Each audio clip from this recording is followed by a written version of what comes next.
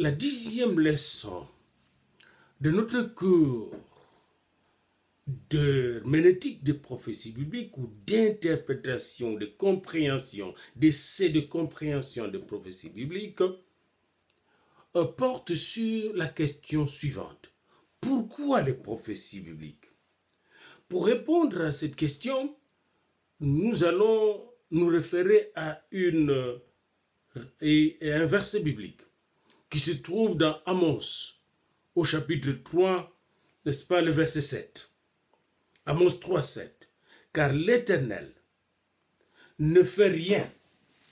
Car l'Éternel ne fait rien, je vous le lis intégralement, car le Seigneur, l'Éternel, le Seigneur Adonai, l'Éternel Yahvé, car Adonai, le Seigneur des Seigneurs, l'Éternel Yahvé, ne fait rien sans avoir révélé son secret à ses serviteurs, les prophètes.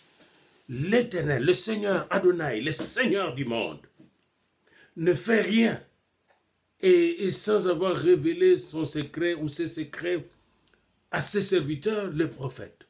Et c'est comme ça que Dieu opère. Et dans la Torah, il y a une figure qui est Moïse. Et Dieu nous révèle non seulement le présent et le futur d'Israël et du monde, mais Dieu lui révèle aussi le passé du monde, le passé de l'univers, comment l'univers a commencé. Vous voyez, une sorte de prophétie ex eventu, vous voyez. Il lui révèle ce qui a existé avant lui pour qu'il sache, n'est-ce pas, comment porter, n'est-ce pas, cette conscience historique à son peuple, mais aussi à l'Égypte qui les avait accueillis et quand ses parents, ses arrière-grands-parents sont venus en Égypte.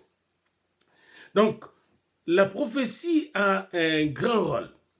Le rôle de la prophétie, c'est nous révéler d'avance les plans de Dieu, mais aussi parfois nous révéler ce que Dieu a fait auparavant. Vous voyez, Dieu peut nous révéler ce qui a été fait avant, quand nous n'étions pas là. Vous voyez, c'est ce qu'il a fait pour Moïse. Moïse devait connaître comment il s'est retrouvé sur cette terre.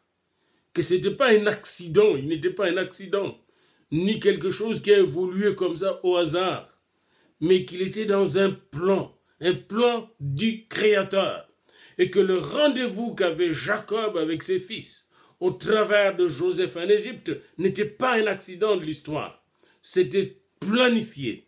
La prophétie vient nous révéler justement ce que Dieu fait et ce que Dieu va faire. La prophétie nous révèle les choses cachées. C'est pourquoi Jérémie 33, 3 est important. Invoque-moi et je te révélerai, je te dirai les choses cachées, les grandes choses, des choses cachées que tu ne connais pas. La prophétie donc consiste à nous révéler les grandes choses de Dieu. La Bible est la parole de Dieu, mais cette parole est spéciale, contrairement à beaucoup d'autres livres sacrés. La Sainte Bible expose symboliquement, souvent, parfois allégoriquement, en termes imagés, le plan et la volonté de Dieu pour notre histoire, passé, présent et à venir, n'est-ce pas? Son plan dans le passé, dans le présent et dans le futur.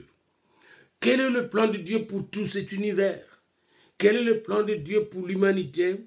Quel est le plan de Dieu pour toi et pour moi individuellement? Il y a des prophéties qui concernent juste des individus, comme nous le verrons. Par exemple, Joseph savait, il connaissait, quand vous lisez dans Genèse 35, vous découvrez que Joseph savait les prophéties de Dieu, les révélations de Dieu pour lui. Il connaissait ces prophéties, les plans de Dieu pour sa vie. Il savait qu'il devait devenir un grand homme et que de sa vie allait dépendre la vie de toute sa famille, de tout son clan et même de tout Israël. Et plus loin encore, nous verrons que de la vie de Joseph, de son existence, n'est-ce pas, dépendait à un certain moment la vie du plus grand empire de l'histoire, le premier, le plus grand empire, le premier grand empire de l'histoire qui était l'empire égyptien. Parce que le premier grand royaume mondial était en Égypte au temps de Joseph. Et à ce moment-là, on est vers 1885 avant Jésus-Christ. 1898, Joseph, le fils de Jacob, est vendu par ses frères et arrive en Égypte. 1898 avant Jésus-Christ. Et là, Dieu révèle à Joseph, Dieu a d'abord révélé à Joseph ce qui va venir. Et n'oubliez pas, visionnaire qu'il était, n'est-ce pas, Joseph n'a pas été compris par ses propres frères et même par son père qui était un homme de Dieu et un visionnaire. Donc, un autre visionnaire qui ne pouvait pas comprendre la vision de Joseph parce que la vision de Jacob lui-même qu'il était en train de réaliser, n'est-ce pas, était une vision limitée à son temps, la vision historique de Jacob, limitée à son temps, mais il ne savait pas que dans la même vision, il y avait une nouvelle vision qui venait toujours de Dieu pour les temps à venir. Vous voyez, dans la même vision, et cette vision qui vient d'Abraham et d'Isaac, et cette vision qui va concerner la bénédiction pour toutes les familles de la terre. Nous verrons cela. Vous voyez, cette vision, cette prophétie, qu'en Abraham seront bénies toutes les familles de la terre. Jusqu'à présent, très peu comprennent cette vision et cette prophétie. C'est une des plus grandes prophéties de l'histoire. D'ailleurs, en méditant, n'est-ce pas, la Torah, je constatais que dans la Torah, il y a 4 grandes prophéties bibliques qui concernent l'histoire de l'humanité. La première, nous la trouvons dans Genèse 3,15. Quand Adam et Ève tombent dans le péché, et ici nous n'avons pas le temps de parler du péché, nous aborderons cette question de péché d'Adam et d'Ève dans notre cours d'amartiologie, la martiologie qui est la science qui étudie le péché, armatia, le péché, n'est-ce pas, et logos, la science, le discours sur le péché. Nous aurons dans ces cours-là à étudier l'origine du péché, l'histoire du péché, les conséquences du péché, les conséquences physiques, les conséquences psychiques, les conséquences spirituelles, les conséquences socio-économiques du péché. Nous le verrons dans le cours d'armatiologie. Ne manquez pas ce cours d'amartiologie, de armatia, péché, n'est-ce pas, qui sera un cours très intéressant. Pour le moment, revenons à la prophétie, ne soyons pas distraits par la question du péché. Eh bien, quand l'homme pêche, il y a une prophétie qui dit, Dieu annonce que de la femme naîtra une personne. Et cette personne viendra écraser la tête du serpent ancien. Vous voyez, cette prophétie est donnée dans Genèse 3,15. Dans notre 11e leçon, nous allons parler de la réalisation de cette prophétie dans l'histoire. Donc nous avons cette première grande prophétie du Messie qui viendra sauver le monde. Deuxième grande prophétie, c'est la prophétie que Dieu annonce à Noé. Je vais détruire l'humanité. Dans Genèse 6, cette humanité qui est corrompue maintenant, pleine de péchés, je vais la détruire pour la remplacer par une nouvelle humanité. Le péché vient détruire, n'est-ce pas, notre humanité. Et c'est le déluge. Et après le déluge, n'est-ce pas, l'univers a changé, le monde a changé. Le monde dans lequel nous vivons n'est plus le même que le monde original, le monde du jardin d'Éden. Nous verrons ça. Alors, vous trouvez ça, cette prophétie dans Genèse 6, et c'est Noé qui est le porteur de cette grande prophétie et qui n'a pas été acceptée aussi par l'humanité de son temps. Et pour la première fois, on voyait quelqu'un construire un bateau transatlantique, si vous voulez, un grand bateau, et personne n'avait à sa disposition cette technologie. Noé est le premier technologue ou constructeur de bateaux. Mais ça, c'est une autre chose. La troisième grande prophétie concerne justement la prophétie d'Abraham, qui commence par Genèse 12 et va se déployer jusqu'à Genèse 50. C'est la prophétie de la bénédiction de toute l'humanité, de toutes les familles de la terre, au travers d'un homme que Dieu a mis à part. Cette prophétie cette prophétie dépasse les races. Cette prophétie embrasse toutes les races issues de Noé, les Shémites, les Kémites et les Japhétites. Vous voyez, les gens qui se sont de Japhet, de Kem, de Sem et de Cam. Vous voyez, tous sont embrasés par ce feu de bénédiction. Eh bien, celui qui suit l'Éternel, il sera béni en Abraham. Nous allons voir ça. Et nous sommes là comme de transmetteurs de cette grande bénédiction. Cette bénédiction, d'ailleurs, qui vient transformer notre situation après, n'est-ce pas, la chute, notre situation de pécheur, et vient nous transformer nous-mêmes en enfants de Dieu, en bénis de Dieu.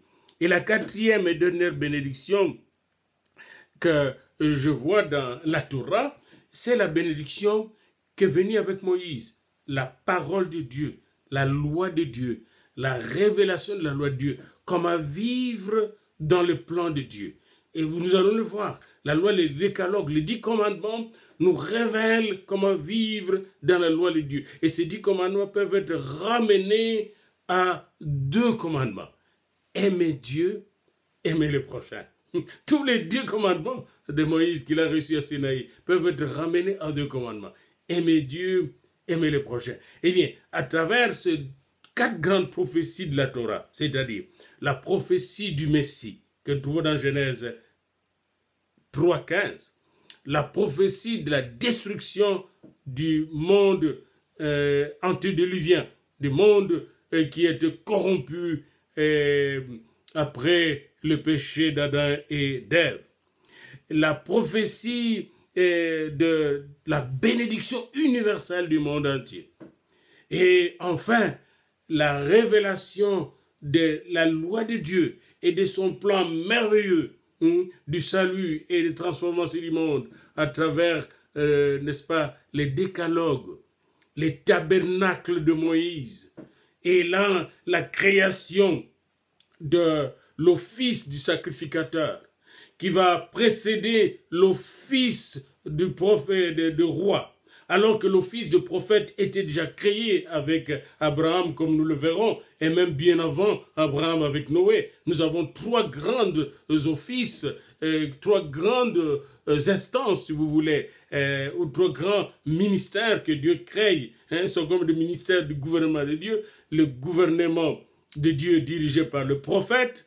Au départ, Abraham était prophète, Noé était prophète, Joseph était prophète, le gouvernement de Dieu dirigé par les sacrificateurs, et enfin le gouvernement de Dieu dirigé par le roi. Et là, vous avez la politique, la religion et surtout le spirituel ensemble. Eh bien, ces 3 grandes institutions vont former prophétiquement, n'est-ce pas, les 3 grands piliers de la vision de Dieu pour cette humanité, pour Israël et toute l'humanité. Nous allons voir dans la suite comment, n'est-ce pas, Noé a marché avec Dieu, comment, n'est-ce pas, Abraham a marché avec Dieu, et a marché avec Dieu de façon prophétique. Noé a pu sauver toute sa famille et l'humanité, même en marchant avec Dieu de manière prophétique, c'est-à-dire en suivant sa parole prophétique, en étant dans l'amour de Dieu et dans l'amour du prochain, n'est-ce pas? Abraham va garder et répandre en même temps la bénédiction de Dieu sur toutes les familles de la terre.